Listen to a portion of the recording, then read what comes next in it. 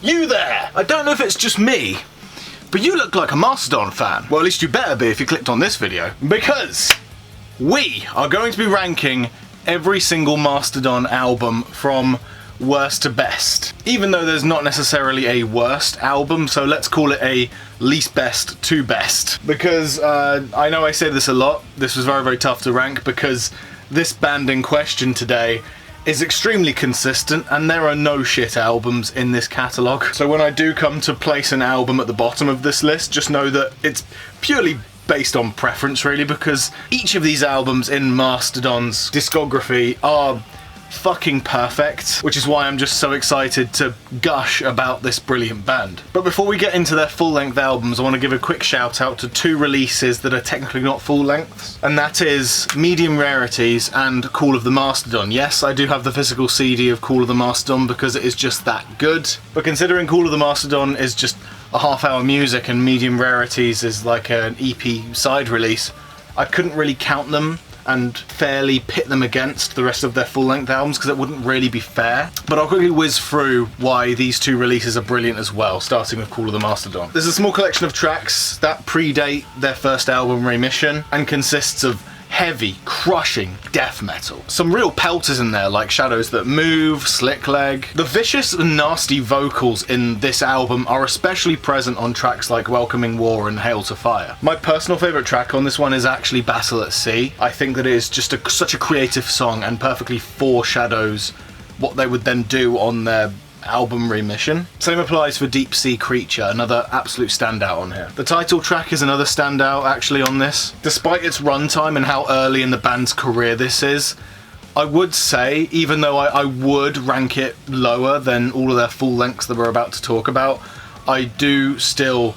highly enjoy this thing. Once again, despite the primitiveness of this release and its runtime, I still think it's extremely enjoyable to listen to. And then the other one is Medium Rarities, which I'll whiz through. It's another fun release from the band with some awesome live tracks from existing songs in their career, but also some really excellent original material in there too. Fallen Torches and A Commotion are just absolute bangers. Same applies for White Walker and Orion. Same with their contribution to the Aqua Teen Hunger Force as well. I love how different A Spoonful Weighs a Ton and Atlanta sound compared to the band's usual approach.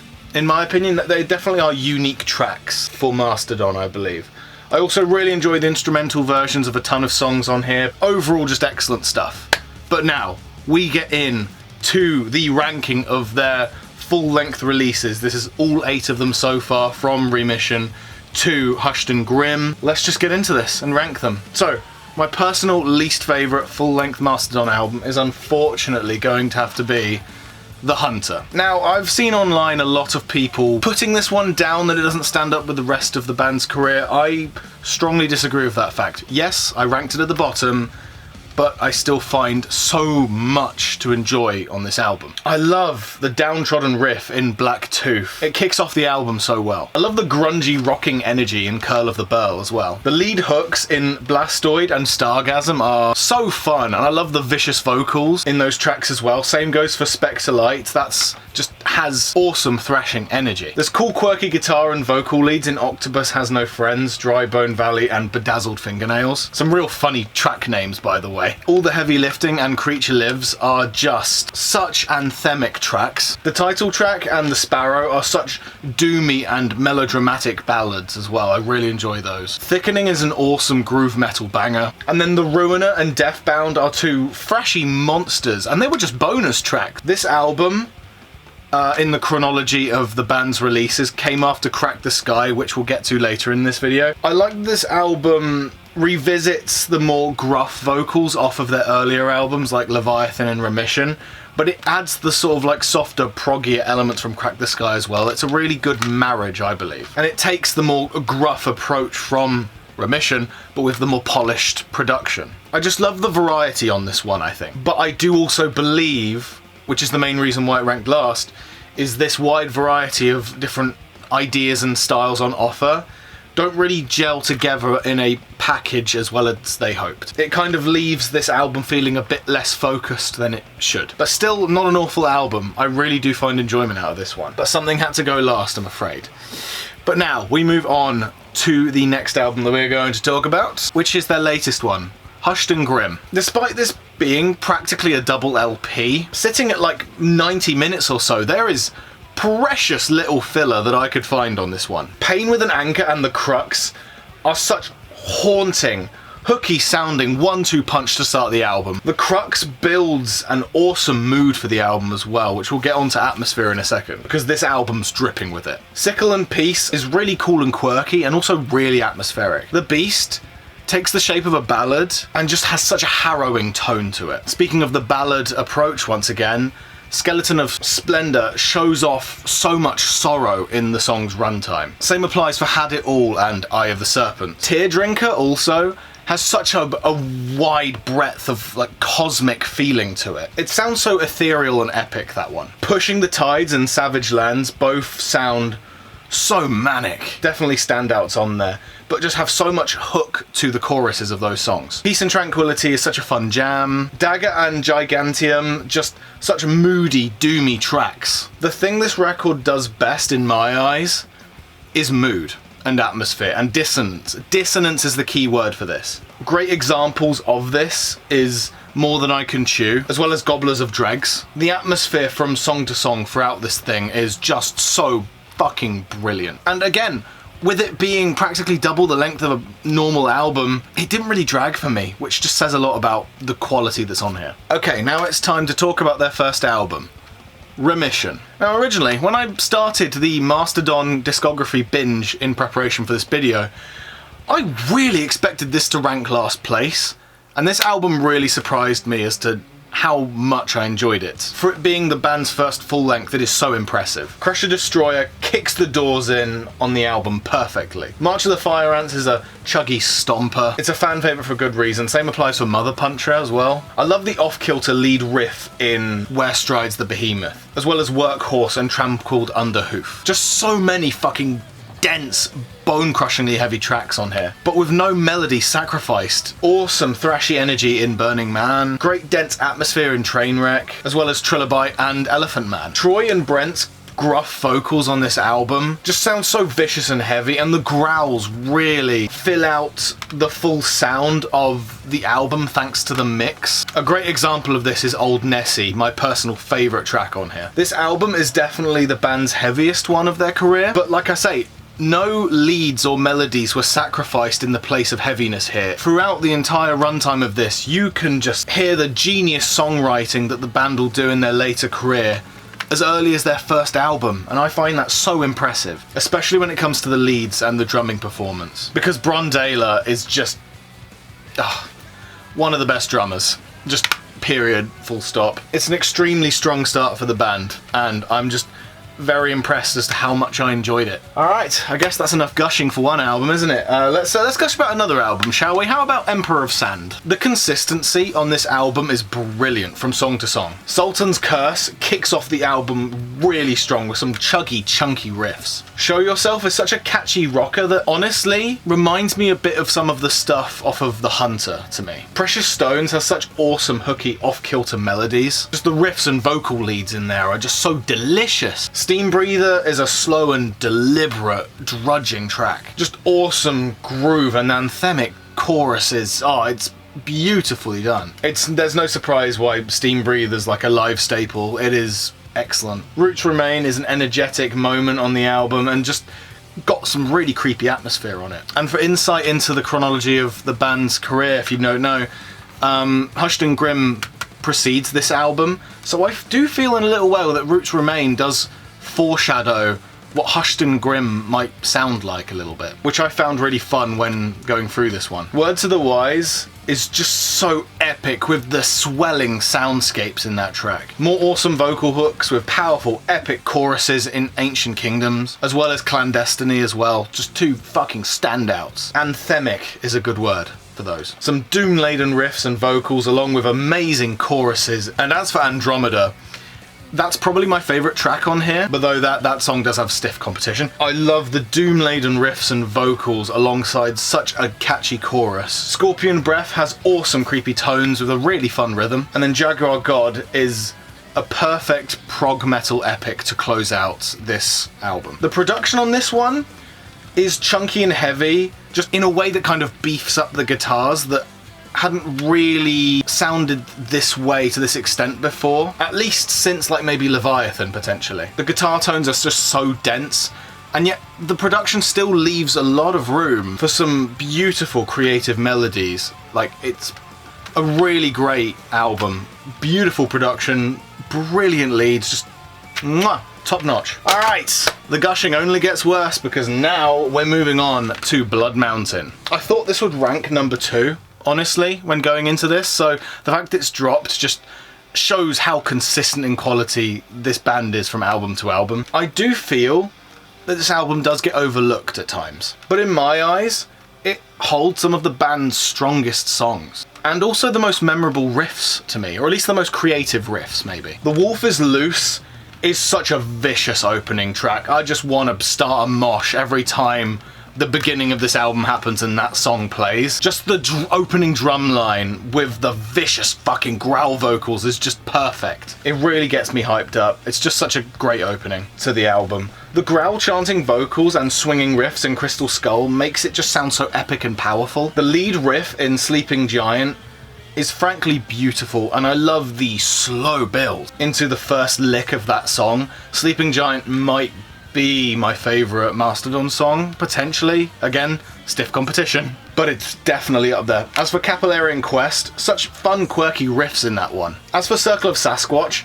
it opens with the nastiest soaring riff. As for Blade Catcher, that one's such a strange wacky track. That one caught me off guard, but I really like how weird and whimsical it is. Very entertaining, that one. As for Colony of Birchmen, awesome anthemic vocals on that. Hunters of the Skye and Hand of Stone are just super thrashy as well. This Mortal Soil, Siberian Divide and Pendulous Skin have just some beautiful atmosphere. One of the main things that I enjoyed about Hushed and Grim, which is dissonance, is very present on this one too, which is why this ranked high. The one thing I will say with this though is I do feel that it's a tiny bit front loaded. I think the first half of this album is a little bit stronger than the second half. Not to say that the second half have songs that are shit. I don't think there's really any shit songs on here. I think maybe just the standouts are at the front of the album rather than the back, rather than mixed in and spread out evenly, right? But that might just be me nitpicking, which it is, because this album's great and I'm looking for things to nitpick because I'm finding it hard to find any critiques, frankly. Right, we're in the top 3 now. This is where I really started to have to split hairs over which one came first and second and third. But this one might surprise a lot of you because I don't hear this one gets a lot of love. Once More Round the Sun is my third favourite Mastodon album. Now I'll be honest, preparing for this video and choosing which album placed where was frankly painful. I'd much rather pass a kidney stone than decide which album came first in this list again. But I will say, I'm really surprised that online this isn't loved very much. In fact, I think this is one of Mastodon's least popular albums, but I'm here to give it some grace, because I really enjoy this one. Again, I did split hairs for a while and pull out fingernails to try and figure out whether I liked this one more than Blood Mountain, Emperor of Sand, but it did end up placing number 3 because there are just that many tracks on here that I just adore. Let's go through them. Tread Lightly is such an awesome opener. So doom-laden and catchy. The Motherlode, honestly that song speaks for itself, but I'll speak for it anyway as well. It's a live staple for good reason. The chorus is just so anthemic and feel good. It really gives me all of the awesome dopamine things that just make me want to always come back to that song. And to me, that tells me that the song succeeded. As for High Road, it is so chuggy and heavy with its guitar tone. I love the rhythm in that song. The chorus is also such an earworm on that track. The title track has such hooky leads. Love the drum parts in that one too. I mean, I love the drums in all of this band's stuff, but as for Chimes of Midnight, I love the swelling, bellowing guitars in that. I think Chimes of Midnight is one of their strongest songs, and definitely one of my favourites off this album. As for Asleep in the Deep, Ember City and Halloween, those are more songs with those fun, quirky melodies in them, with just some awesome, powerful vocal leads. As for Feast Your Eyes, awesome energy. I love the descending guitar hooks in that song. And I will also say, the gang vocals near the end of Aunt Lisa are actually quite a fun touch to me. I find them quite fun. And then Diamond in the Witch House is an awesome, grandiose closer for the album. More of that proggy energy the band has shown before, like off like Crack the Skye or something, right? That was just a great way to close this album. Every track on here is a standout. I adore this album from wall to wall. I think if you're not as fond of this album by Mastodon, that's your opinion, you're allowed it, but give it another go before you condemn it, okay? You might be surprised, because I certainly was. But now we have the two final albums to talk about. And I think everyone saw these final two being here at this stage in the video. But for me, my number 2 Mastodon album is Leviathan. This is a lot of people's number 1 albums, and it's not hard for me to understand why. There's a reason why it's number 2 for me. I love it. This album has just standouts throughout the track listing. Like Blood and Thunder, one of the most memorable metal songs ever. That song is just such a perfect opener. It's popular for good reason. It's catchy, but it's also still got the heaviness that the band is capable of something like Remission. Awesome shredding in I Am Ahab, as well as Aqua Dementia and Island. I also love Sea Beast. The lead riffs create such a cool vibe in that song. Iron Tusk is such an awesome chuggy riff-filled track. Awesome rhythm in that one. Megalodon is the best track on this album by far, in my opinion. I'm willing to die on that hill, thank you very much. The guitars go all over the place, from upbeat to downtrodden, and the pace goes from slower and plodding to fast and thrashy. Such an excellent track. Awesome guitar and vocal melodies in Naked Burn, and then as for Hearts Alive, it's excellent. But you don't need me to tell you that. It's an epic and bold, it's a true climax for the album. And as for Joseph Merrick, a sort of epilogue track, it's a really fun atmospheric instrumental, very mellow and doomy. I enjoy that one. But yeah, this band's second release, and this is a standout. It has stood the test of time. Again, their second album. So impressive. The aggression on this, with the energy and the hooks, it's got all that you want in it, really. So many intense anthemic tracks on here. Enough said. Moving on to my favourite Mastodon album by a landslide. I always knew this was going to be my number 1. Crack the Skye. It's the first one that I listened to all the way through. It's the most ambitious. It's the most memorable for me. It's fucking perfect. So this is their proggiest album. There's no heavy growling vocals on this, but they're not really missed because what they're replaced with is just so much technicality. The songs without the growls make them sound more anthemic by default. The atmosphere on this album is gorgeous from cover to cover. Oblivion is such an epic groovy opening track. The leads are so catchy. Such catchy hooks in Dividation and Quintessence. And Quintessence, speaking of, is dripping with synthy atmosphere. I love the rhythm in Dividations as well, by the way. The Tsar is a true 10-minute prog epic, by the way. Just splat in the middle of the album, just say fuck you. Here's an amazing fucking track that you won't be able to stop. Ghost of Corellia has such a brilliant earwormy lead hook. It's such an excellent song. The title track is slower and doomy and just has so much gorgeous atmosphere and vocal leads. And then as for The Last Baron, one of the best songs of all time. There's no filler on this thing. 7 tracks, their runtime is longer, but don't let that deter you. There's not a minute, there's not a second of wasted space on this runtime. Every track builds on each other perfectly and sound like they fit perfectly in the same package as each other, but still have their own identity from song to song. It's an amazing album. It's one of my favourites of all time, and that's why it's my number 1 Mastodon album. Thank you so much for watching. That has been me ranking all of the Mastodon albums from my personal least favourite to my most favourite. Did you agree with my list? Probably not. Put yours in the comments. Try not to have an argument about it though, but let's compare. But that will about do it. Once again, thank you for watching this video. Thank you for supporting me and Mastodon, hopefully. But yeah, that'll do it from me. Thank you very much for watching, and I'll see you in the next video. Goodbye.